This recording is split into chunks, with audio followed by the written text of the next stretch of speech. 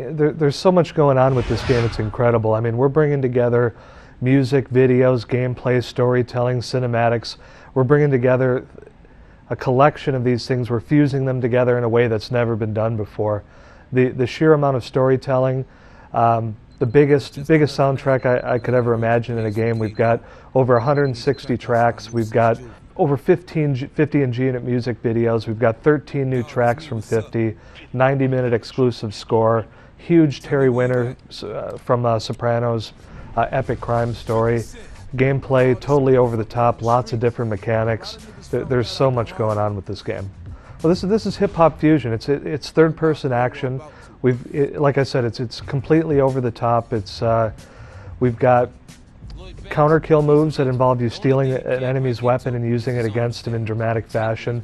There's 30 of those that you can unlock over the course of the game. There's body shields that you can grab to protect yourself in the environment. You can beat valuables out of them, cash, jewelry, credit cards. You can also get valuable information about the mission out of them as well. Anything with wheels in the environment can be used as mobile cover, so that protects you from frontal fire. You can also push it at enemies. You can crush them with it. We've got a perfect shot aiming system. Anytime you put the cursor over an enemy, it'll converge, doing enhanced damage. If you place it over the head successfully, you'll get kind of a special camera headshot kill. There's tons of different locations around kind of a fictionalized New York. We've got morgues, subways, meatpacking plants, junkyards, so many different enemy factions and locations. It's a huge epic crime experience. The way the game kicks off is we do a little bit of a time jump. It starts off with 50 getting shot, and 9 times. We back up time an hour where the player gets to kind of replay the events that led up to the shooting, and that also kind of serves as a tutorial where you can get comfortable with all the game's different mechanics. And then once you play through that opening chapter, 50 then gets shot 9 times. Next thing you know, you wake up in a back alley doctor, and what 50 initially wants is he's looking to kind of rebuild what he's lost and find out who shot him and why, but ends up getting involved in a much deeper crime conspiracy that pits him up against the most dangerous crime families and factions in New York. And it spans internationally as well. Working with 50 is just incredible. I mean, the guy brings so much to the table. Not only did he bring Terry Winter in to write the story, but he helped us bring in additional characters for the game. Like, he brought in his G-Unit guys, Tony Ayo, Young Buck, Lloyd Banks, and all of those guys play key roles in the game. Lloyd Banks is the lockpicker of the group, so he'll deal with any locked doors. Tony Ayo deals with explosives, so if there's something between you and progress, he can blow open doors and do things with explosives. Young Buck is a weapons specialist, so he'll dual wield. He'll do things to help you kind of thin out the enemy herd. And then you've got Dr. Dre as Grizz and Eminem as McVicker, Detective McVicker. When you interact with Grizz, he's the arms dealer in the game, so at any time you can buy weapons or armor upgrades from him. Detective McVicker, Eminem's character, he's kind of the shady figure, no pun intended, but he kind of gives you things to do that are kind of questionable integrity. You'll work with him at different points in the game, and all these characters also have, not only are they present in cinematics, but they have real-time roles within the action as well.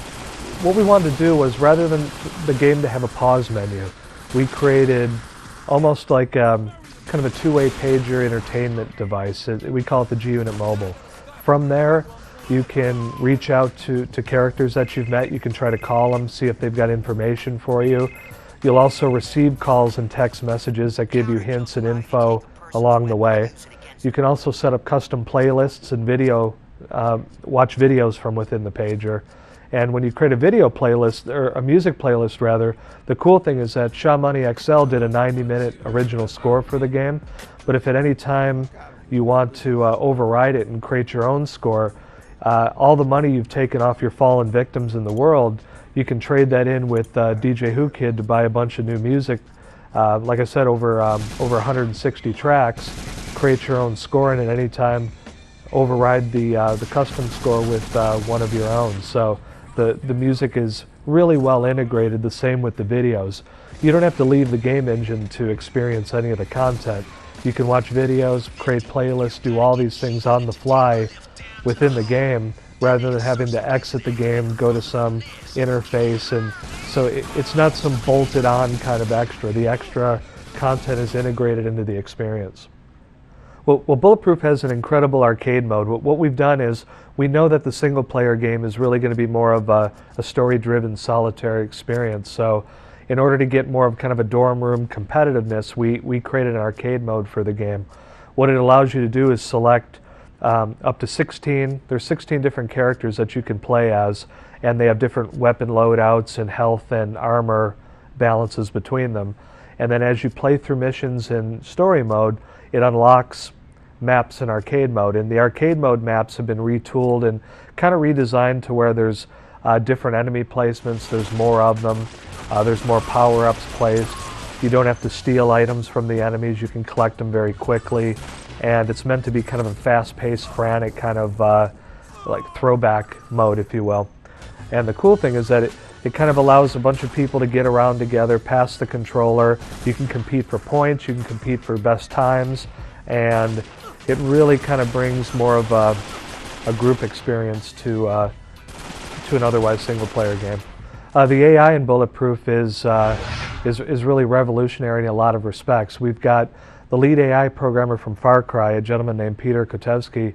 He joined our dev group some time ago and brought a lot of that know-how to the table, and we were able to create a very kind of organic AI that hasn't been seen before.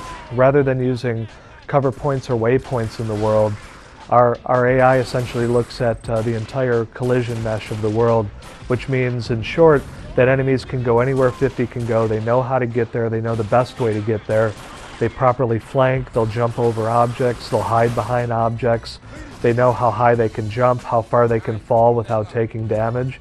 And the cool thing about it is that you can replay a map several times and it never really feels the same twice because the enemies are constantly making different decisions.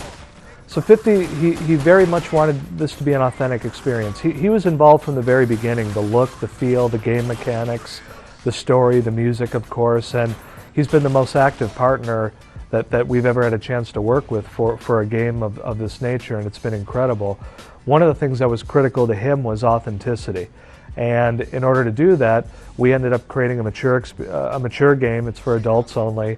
It has authentic language, the kind of things you would hear in action movies and things of that sort, as well as the content you would hear in his music. So we very much wanted to create a game that was complementary to his music and videos, and Bulletproof accomplishes that very well.